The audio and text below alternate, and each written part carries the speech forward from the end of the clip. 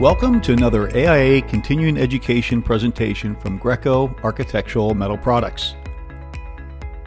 Our course is titled Designing Code-Compliant Railing Systems and is accredited by the American Institute of Architects for one learning unit for health, safety, and welfare. This course is presented by GRECO Architectural Metal Products, an AIA provider for continuing education. Before we start, I'd like to give you some background on GRECO. GRECO is part of CSW Industrials, a diversified industrial growth company with well-established, scalable platforms and domain expertise across two segments, industrial products and specialty chemicals. GRECO was founded in 1991 in Windsor, Ontario, Canada. GRECO designs, engineers, manufactures, and installs architectural railings and metal products throughout Canada and the United States. The company's success has contributed to innovative designs, outstanding customer service, and unparalleled technical support. For new construction or restoration projects, GRECO's architectural railings and metal products have become the first choice of building owners, general contractors, engineers, and project specifiers. The company has offices and fabrication facilities in Hudson, Florida, Terrell, Texas, and Windsor, Ontario, Canada. Here's our AIA best practice statement saying that this course is approved and in compliance with AIA. This presentation is protected by U.S. and international copyright laws. At the completion of this course, you'll be able to provide an overview of various building codes, regulations, and industry standards that are related to handrails and guardrails. You'll be able to understand the International Building Code key requirements for commercial railings. Review OSHA, NFPA, and ADA guidelines related to handrails and guardrails. And lastly, understand how codes contribute to commercial designs for handrails and guardrails. This course is intended for educational purposes only. The research, images, and information gathered for the purpose of this course came from a variety of online resources and from various companies to offer an in-depth presentation on building codes, designs, and applications for commercial railings. For your specific projects and railing designs, please work directly with your railing fabricator or manufacturer to get the most accurate and up-to-date building code information. So we all know the saying, "Form follows function," by Louis Sullivan in 1896, and railings are no exception to this design rule. In this course, Designing Code-Compliant Railing Systems, we're going to review the most common building codes for handrails and guardrails defined by the International Building Code. Our focus will be on commercial buildings. In addition to the IBC, we'll look at some of the related standards and guidelines by OSHA, the Occupational Safety and Health Administration, NFPA, which is the National Fire Protection Association, and ADA, the Americans with Disability Act. We will then explore some of the most common applications and projects for handrails and guardrails to give you a real-life example of how railings are being used, all while maintaining code. Our overall intent of this course is to provide architects and designers with a clear overview of the most common codes, standards, and guidelines for commercial handrails and guardrails. As always, we recommend that you consult with your preferred railing fabricator and manufacturer, who should be able to provide you with the most current code information and design options. So with that, let's get started. Designing handrails and guardrails for commercial buildings, similar to other critical products or building systems, should include a careful study and a basic understanding of codes and regulations. By understanding these codes and the vast variety of product options available, you'll be able to expand your creative ideas for designing character and distinction to any project, be it interior or exterior applications. The codes that govern handrails and guardrails are relatively straightforward, but their contribution to safety cannot be overlooked.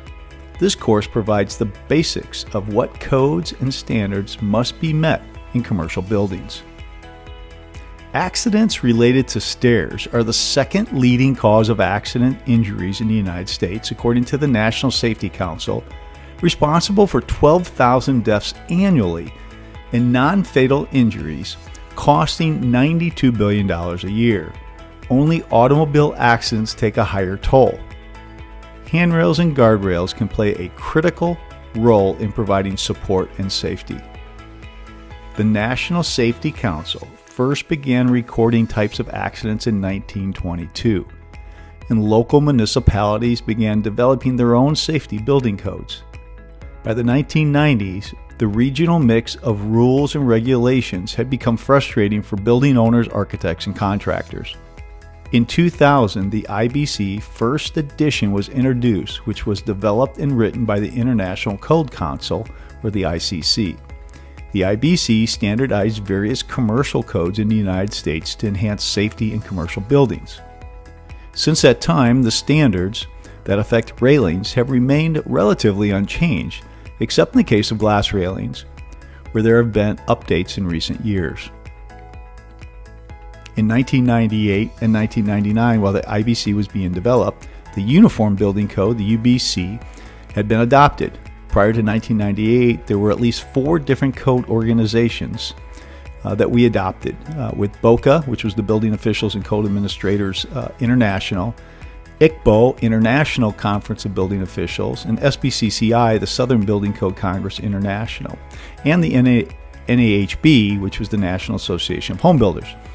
The intent in combining all these organizations was to establish a unified set of guidelines and minimum standards into one set of codes for architects, engineers, designers, builders, and manufacturers who could rely on regardless where they were in the United States, let alone from city to city. The ICC is made up of code and building officials, engineers, firefighters, builders, designers, architects, and anyone who wants to be involved from all over the United States. The IBC's headquarters is just outside of Chicago in Country Club Hills, Illinois. Our presentation is focused on commercial buildings for handrails and guardrails, and is based on the 2021 IBC Building Code. However, as we mentioned in the introduction, there are a few other standards that may come into play, namely OSHA, NFPA, and ADA. As we've discussed, the IBC was developed and written by the International Code Council and is designed for commercial buildings and will be the premise of this presentation. The NFPA is a global organization devoted to eliminating death, injury, property, and economic loss due to fire, electrical, and related hazards. There are 2 NFPA documents which may apply to handrails and guardrails: NFPA 5000, Building Construction and Safety Code, and the NFPA 101 Life Safety Code. NFPA 5000 was published in 2000 as an alternate to the international or the I codes. For the most part, it has not been adopted.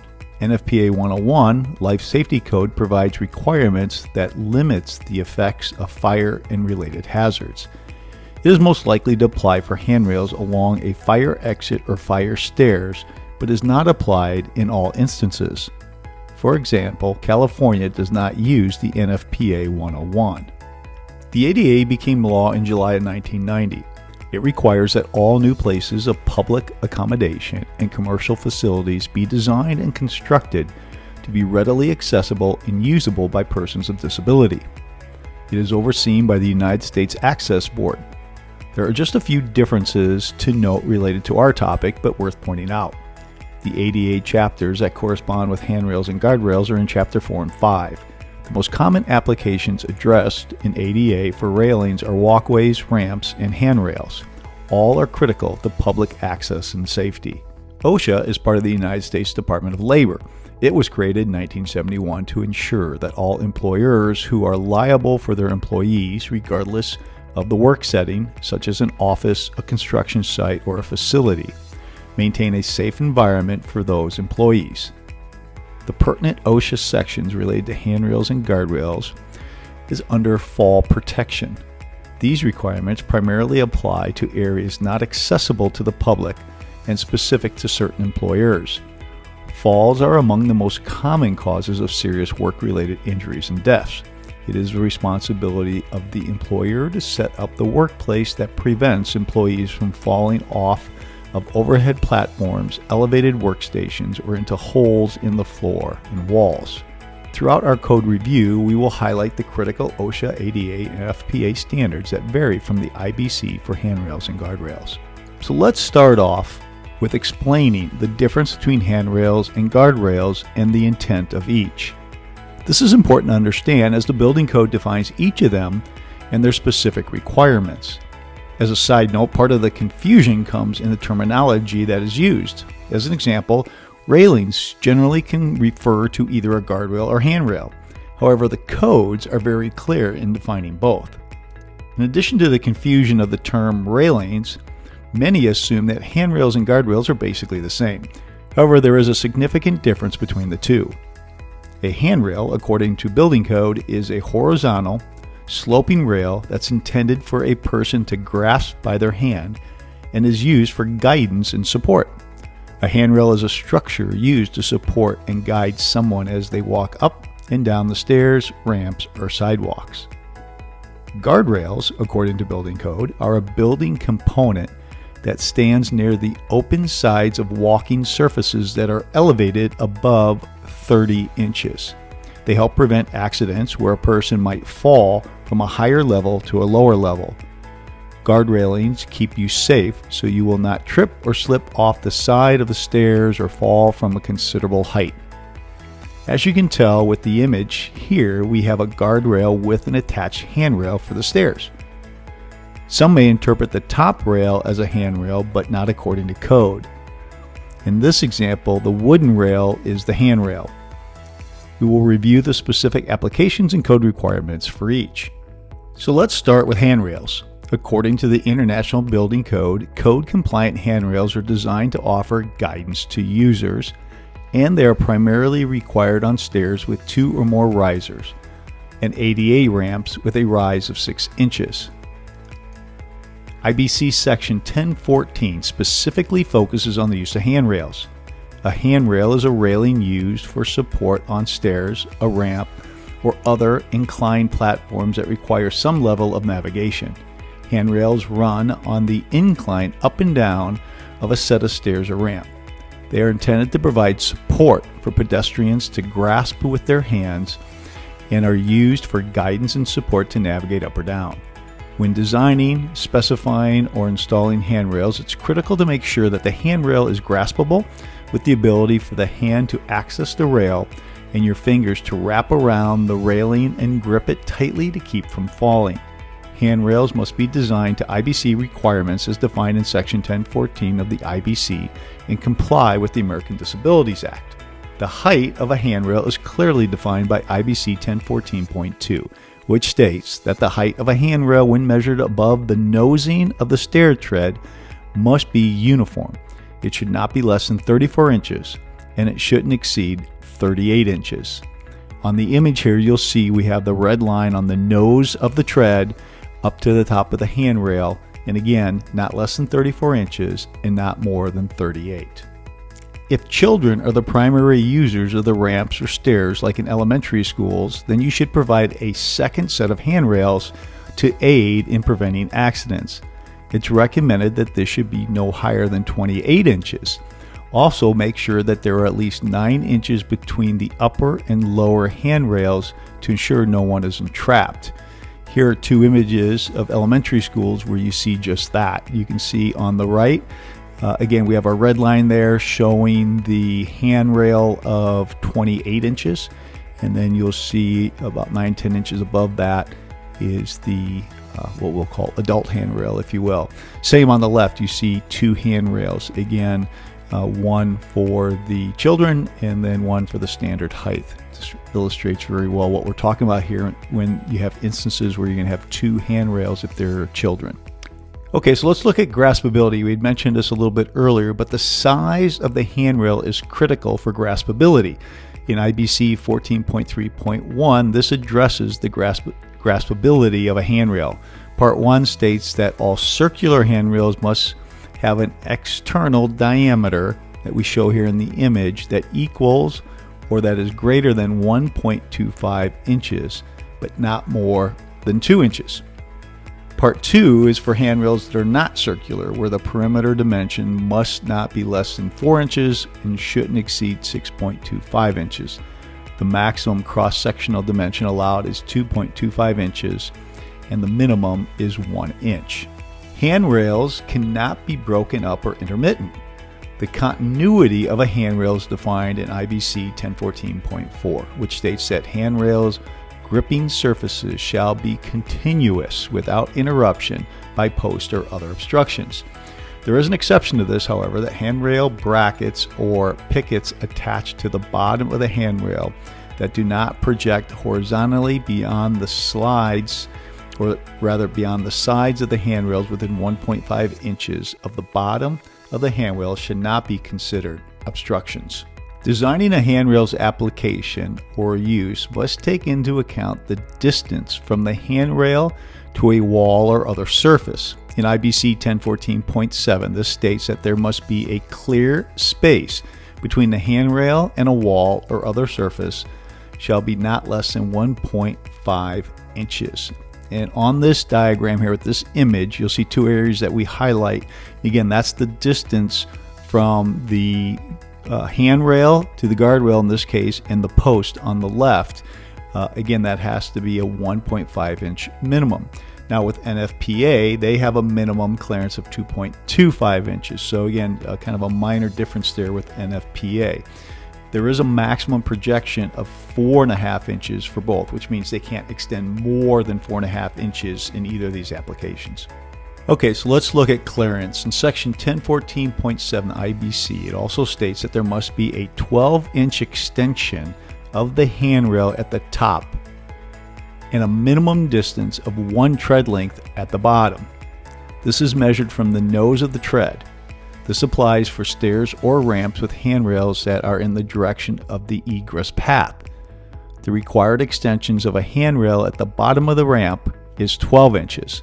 So in this project here where we have stairs, and we've highlighted again in red that the bottom has to have an extension of the railing that equals the tread length, and that distance there is the same as the tread length.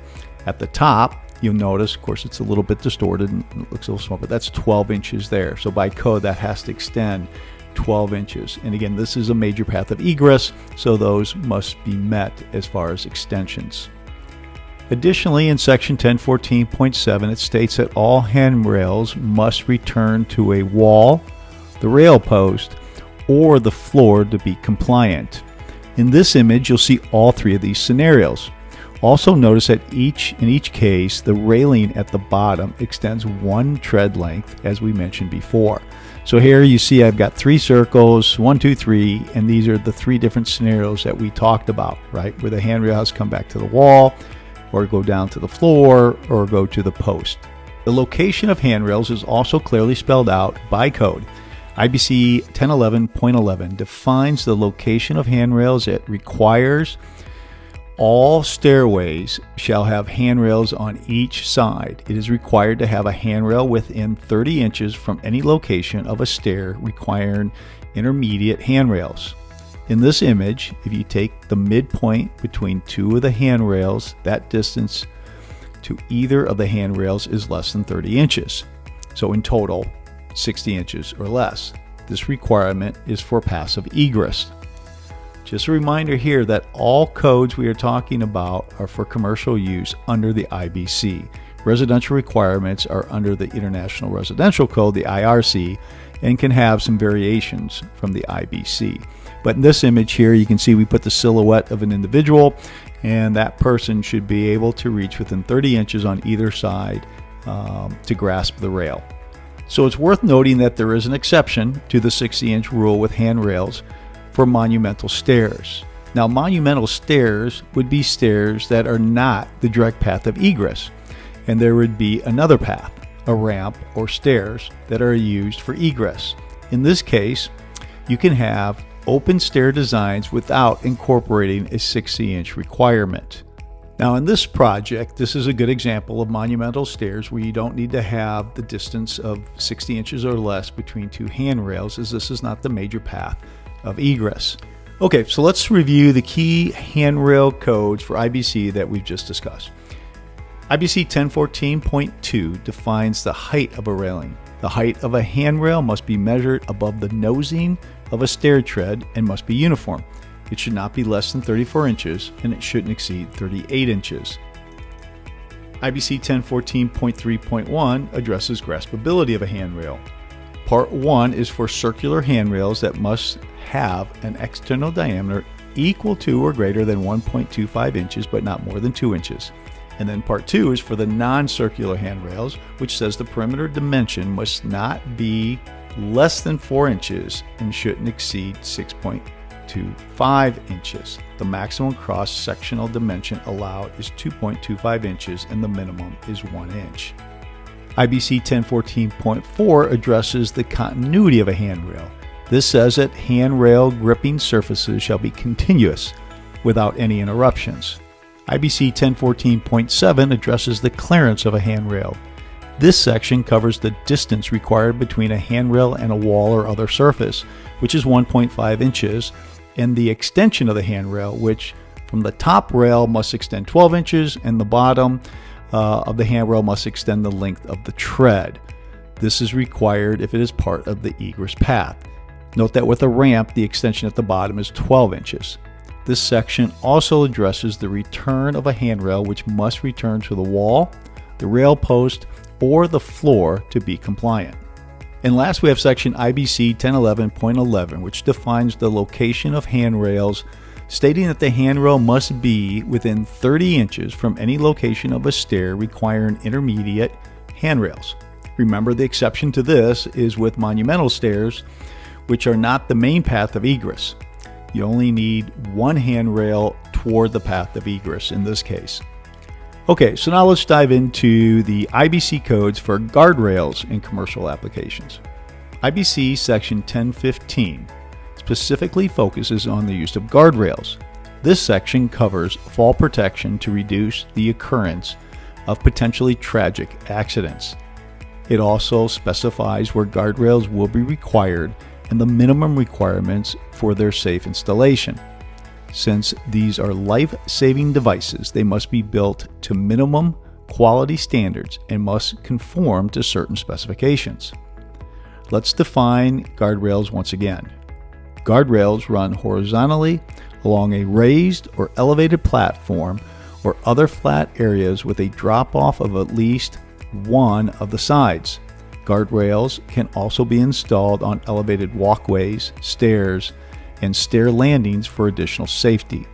All guardrails are subject to code compliance testing that includes concentrated load tests and deflection testing. Guardrail testing ensures that the assembly can withstand the force of someone pushing or falling against it. To prevent employees from being injured from falls, OSHA requires guards around every floor hole which a worker can accidentally walk. Also, regardless of height, if a worker can fall into or onto dangerous machines or equipment, such as a vat of acid or a conveyor belt, employers must provide guardrails and tow boards to prevent workers from falling and getting injured. Guardrails are installed around a boundary.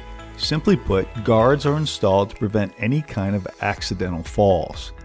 The IBC has specific requirements for the height of guardrails and the specific elevation at which a guardrail becomes necessary. Guardrails are different from handrails in terms of their height. They're taller, and more importantly, they must have intermediate support with spacing that prevents a sphere no larger than 4 inches from passing through. It's not uncommon to have the combination of guardrails and handrails designed together to provide the highest level of safety. Sometimes there can be confusion between handrails and guardrail requirements, especially when they are designed and used together. To simplify the difference, handrails only need to offer stability and a continuous guide along a stair or ramp. Guardrails, independent or in combination with a handrail, must be strong enough and resist breakage if a person or object falls or pushes on the rail. The IBC has specific requirements for the height of guardrails and the specific elevation at which a guardrail becomes necessary.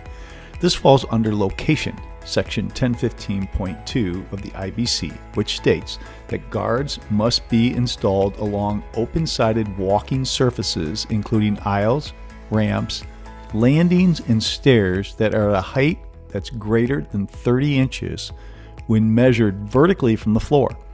With OSHA guardrails, they're required if there's a drop of 48 inches or higher. There should be a grade below 36 inches horizontally towards the edge of an open side. In this project, you see a series of ramps and stair landings all above 30 inches.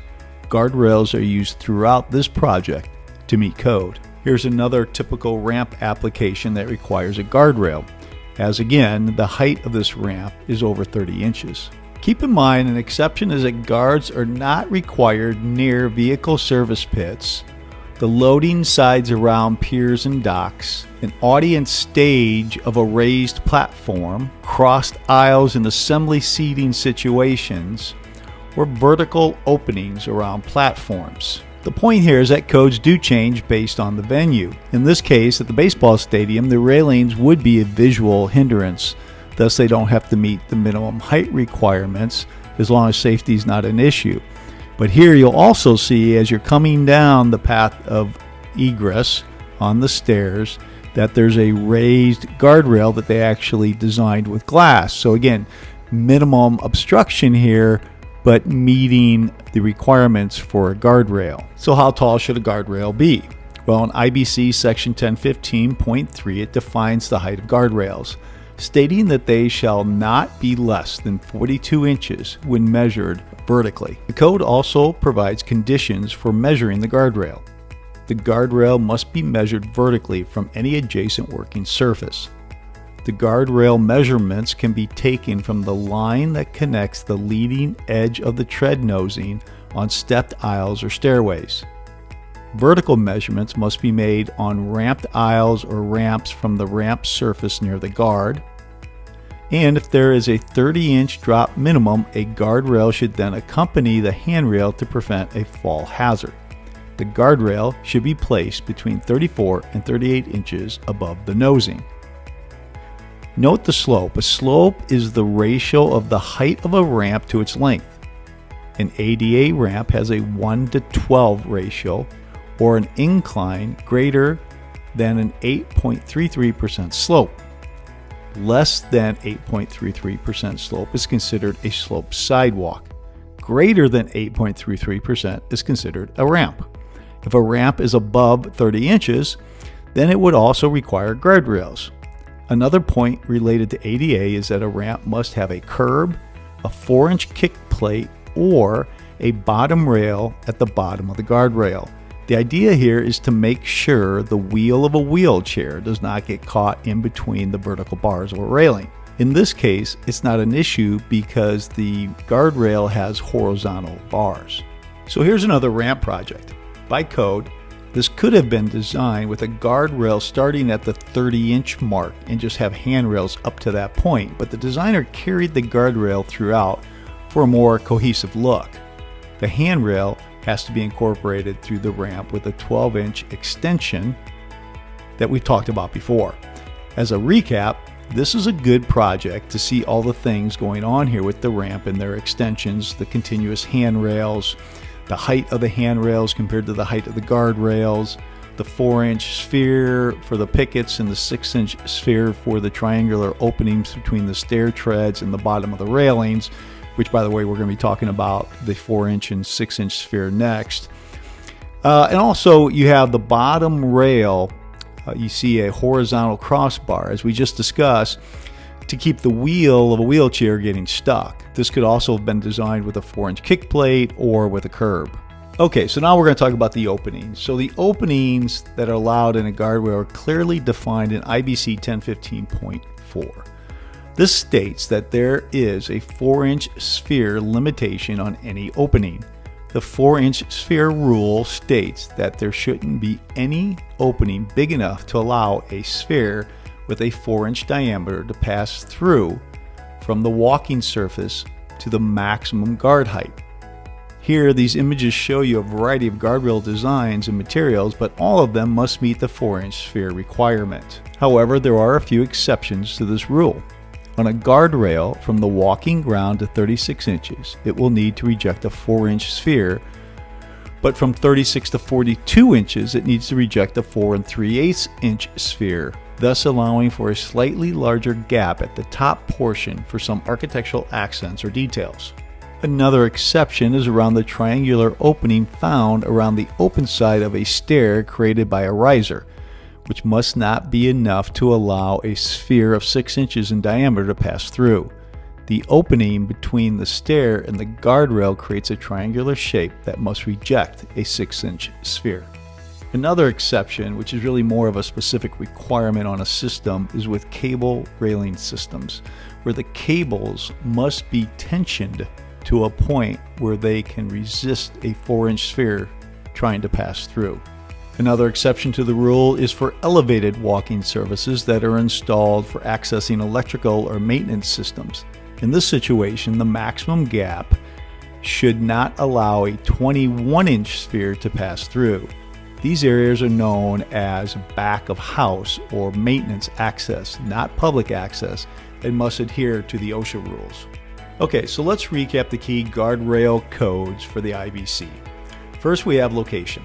IBC 1015.2 defines the location of a guardrail.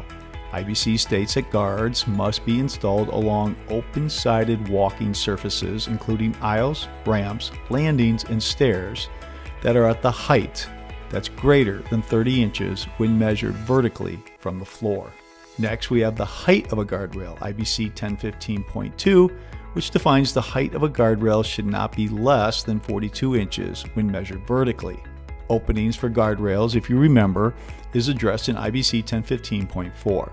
This is the 4-inch sphere rule that states there shouldn't be any opening big enough to allow a sphere with a 4-inch diameter to pass through from a walking surface to the maximum guard height.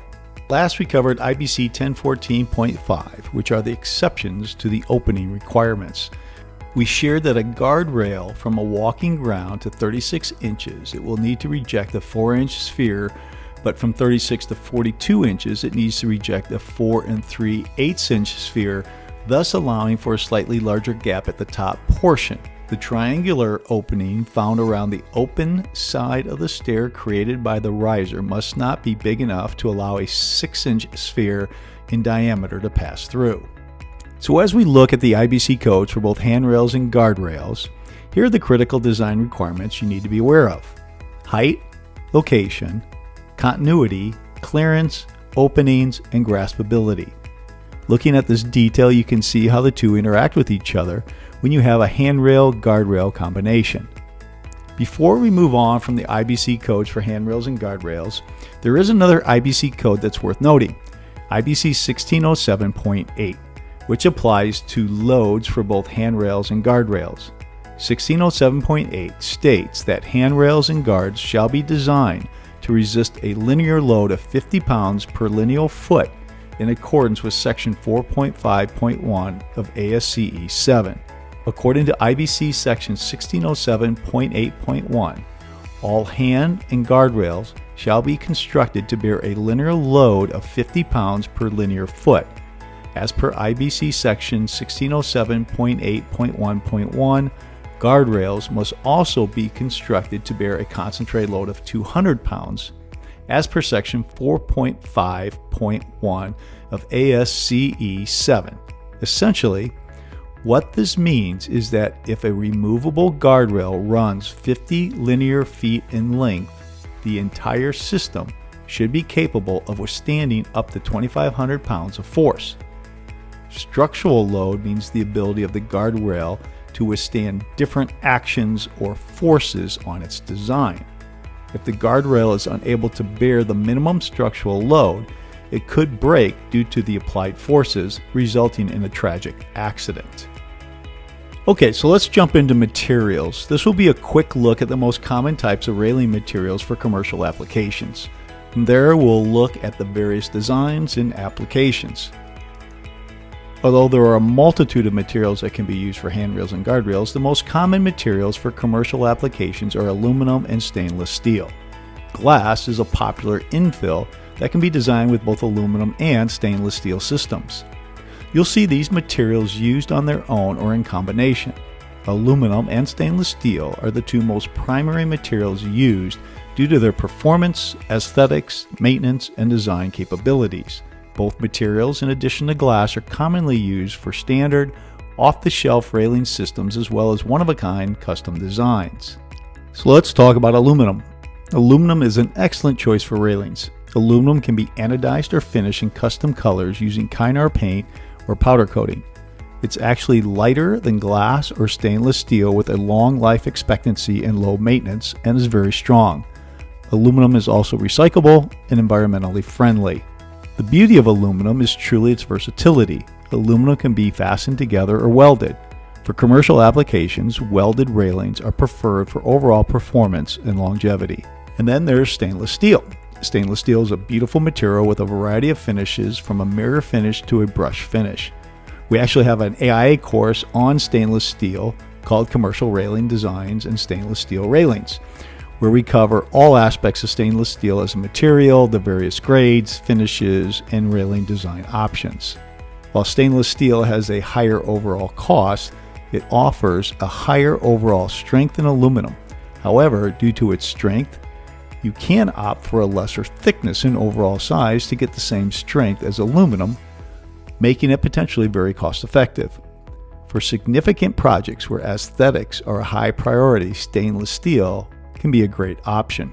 The list of benefits for stainless steel includes its strength, as we just talked about, its surface hardness, fatigue performance, weather resistance, easy maintenance, and of course, its aesthetics. So let's conclude with glass. So glass is a common material for guardrails and handrails. Glass as a material is typically incorporated as a product component in aluminum or steel systems. Glass can be the infill with an aluminum or steel frame or post system, or as a standalone rail with a shoe-based system that does not have post. This project shows a decorative post design with laminated glass infills. The important thing to note here is that all glass used in railings today, as well as guardrails, must be laminated glass. In 2015, the IBC required that all glass and guards be laminated with either fully tempered or heat-strengthened glass. What this means is that the glass sheets that are used in the makeup of laminated glass, remember laminated glass is two sheets of glass that's adhered together with an inner layer, they must be either fully tempered or heat-strengthened. The laminated glass makeup cannot be used with monolithic glass. This was a pretty significant code change, and before the 2015 code, monolithic, tempered, or laminated glass could be used in most railings and guard applications. Laminated glass not only meets the safety standard 16 CFR 1201 and Class A ANSI Z97.1, but more importantly, when broken, laminated glass does not fall into small pieces of glass. It remains in place and still provides the level of safety even after it's broken. This was the main purpose of the code change that required laminated glass only. Here are the main points in Section 2407 of the 2015 IBC, which makes specific references to glass railings and guards. 1. Laminated glass must be used in handrails, guardrails, and guards. 2. Glass types must be fully tempered, laminated, or heat-strengthened laminated. 3. Laminate must comply with CPSC 16 CFR 1201, Category 2, or ANSI Z97.1 2015 Class A. 4.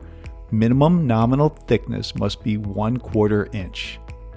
5. Single fully tempered glass is permitted where there is no walking surface beneath the system or where the surface is permanently protected from the risk of falling glass.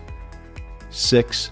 Handrails or guard sections must be supported by a minimum of 3 glass balusters or shall be otherwise supported to remain in place should one baluster panel fail.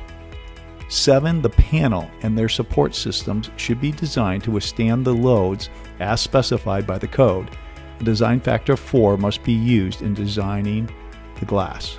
Number 8, the rail is not required if the laminated glass is comprised of 2 or more glass lights having equal thickness, and only then if the system receives approval from the building official. Number 9, in windborne debris regions, infill glass and glass balusters must be laminated and comply with safety glazing standards.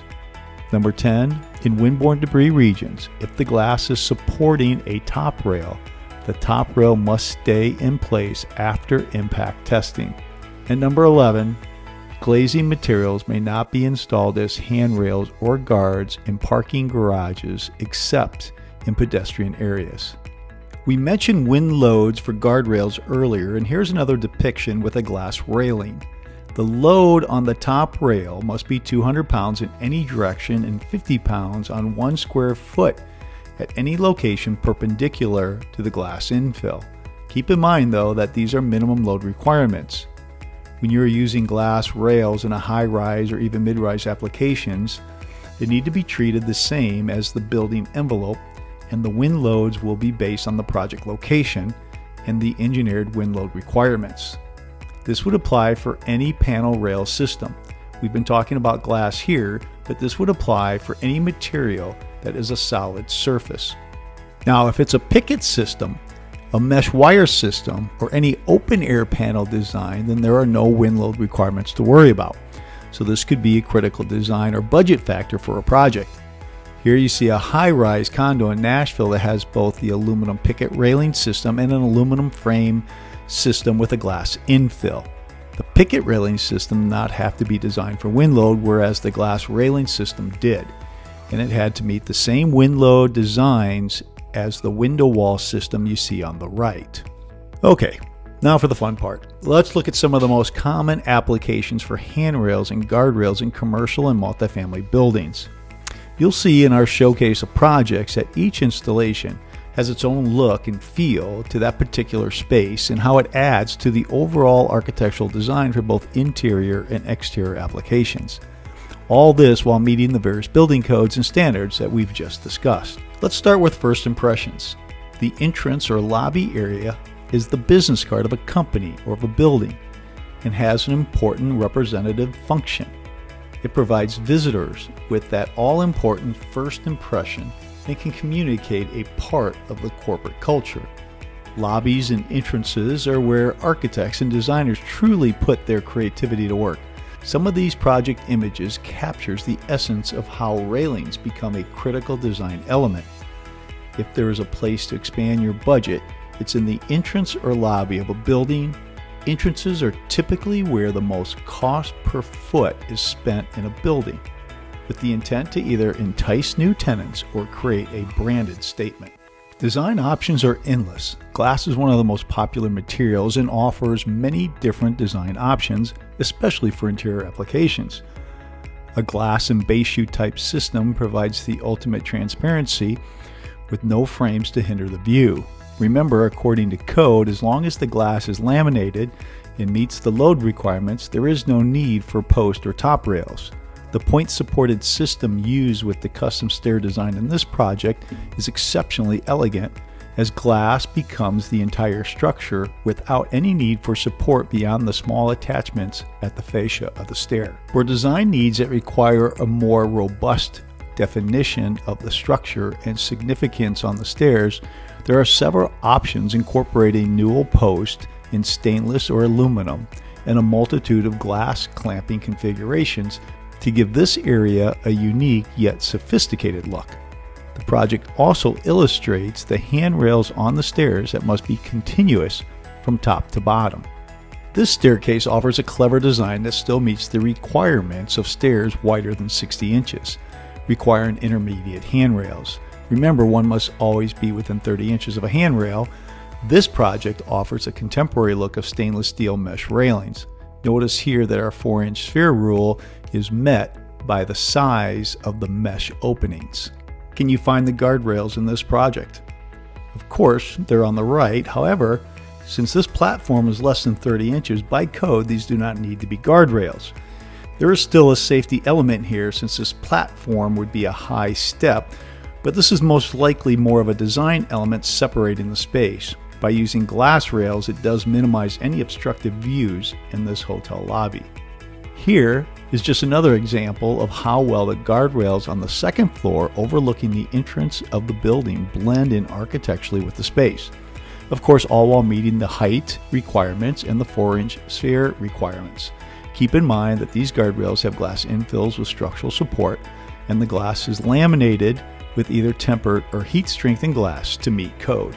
Another spectacular lobby and entrance with a custom stainless steel guardrail and handrail accompanying the stairs. How many code requirements can you identify here? We have the height requirements, the 4-inch sphere, the 30-inch distance to the handrail, and the continuous handrail. Okay, so let's take a look to the balconies and the use of guardrails outside the building. Balcony guardrails can have a significant impact on the overall architecture of the building, so railing choices will be design-driven and location-specific. In this project, the all-glass railings blend well with the facade as the balconies themselves contribute to the overall look of the building's architecture. Here's another excellent example of a glass railing system being used throughout the design of this high-rise condo, which helps define the look and style of the building. Cost can be a significant factor in designing the facades where the railings become a large visual factor. Stainless steel can withstand harsh climate conditions but can be the most expensive option many times. Vertical cables or aluminum pickets, as you can see in this project, can be a great option for managing cost and a good choice when climbing is a concern. The project also brings in glass railings for the bedroom balconies. Relating back to our code requirements, the 4-inch sphere comes into play here with the picket railings. This project is an example of a welded aluminum railing system. Here's a project in Chicago and is a great illustration how the railing system is completely incorporated into this unique facade design. Sticking with our balconies but moving from the outside looking in to the inside looking out, you can see where the railing designs can contribute to the overall interior design of a space and of course the importance of the building codes when it comes to safety. Here's another balcony looking from the inside out with a similar aluminum and glass railing system, but here you have a different color which creates a whole different look and ties specifically into the design of this interior space. So let's go back inside to interior atriums. Interior atriums will typically have all the handrails and guardrail applications and applicable codes that we have talked about. In this project, we have a horizontal cable railing system for the guards and a glass guardrail for the stairs with an added handrail. The glass is structural with no post and top rail, unlike the balcony aluminum and glass railings we just saw. Although our cables are horizontal, it must also pass the 4-inch sphere requirements. And if you remember with cables, one of the requirements here is the amount of tension, and the tension has to be great enough so again the 4-inch spheres cannot pass through. Here's another beautiful atrium design with glass guardrails. These are structural glass balusters with wooden top rails. The top rail in this design is optional and has been added for aesthetics. Another area where guardrails and handrails are very popular are in common areas and rooftops. It is common to have glass rails and rooftop applications as it provides minimal obstructed views while meeting codes and providing safety. Many times you'll see guardrails in this type of application where they extend higher than the minimum height requirement. Notice the gap between the glass panels. That opening must meet the 4-inch sphere requirements, no different than any other guardrail design. Here's another simple glass guardrail providing a completely open view on this rooftop. Notice with this design there's actually a small parapet wall with a guardrail on top. The height of the guardrail by code actually starts from the floor, not the top of the parapet.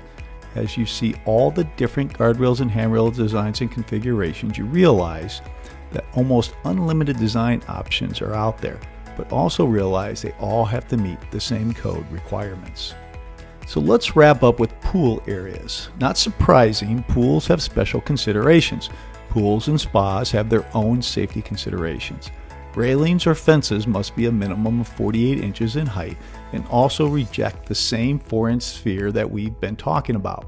In addition, the gate access controls and pool closures must meet their own code requirements. These can be found in IBC Code Section 305.3 under gates and 305.3.3 under latches. You can see in this pool project the taller guardrails and the mixed use of aluminum picket guards and the non-structural glass railings. With the exception of the taller height requirements, all the guardrail codes must be met. This pool is on a rooftop, which is very common with high-rise condos and hotels. Since the guardrail adheres on the edge of the rooftop without access, it follows the standard height requirements for guardrails. One last pool project, again on a rooftop. This railing design is a horizontal railing system at 48 inches high. Another great example of the different types of railing systems designed to complete or define the architecture of the space. Hopefully you have a good feel for how guardrails and handrails, despite the strict code requirements, can be customized and designed to achieve so many different and unique looks, all while meeting code. Let's wrap up with a quick overview of product specifications and best practices. Architectural commercial railings offer designers multiple designs and performance benefits, as we've seen throughout this presentation. There are numerous design options, styles, and railing types to choose from, all offering different aesthetics, maintenance, and performance capabilities. Architectural railings are continually evolving and engineered to meet the most demanding national, regional, and local building codes, while offering architects unique and stylized designs that can be complementary or define the look of any building. With this in mind, it's critical to make sure you understand all aspects of the railing products that you select and make sure your specifications are tight and clearly define the railing system you want for your project. Doing your due diligence in selecting the right railing system is critical to the success of the project.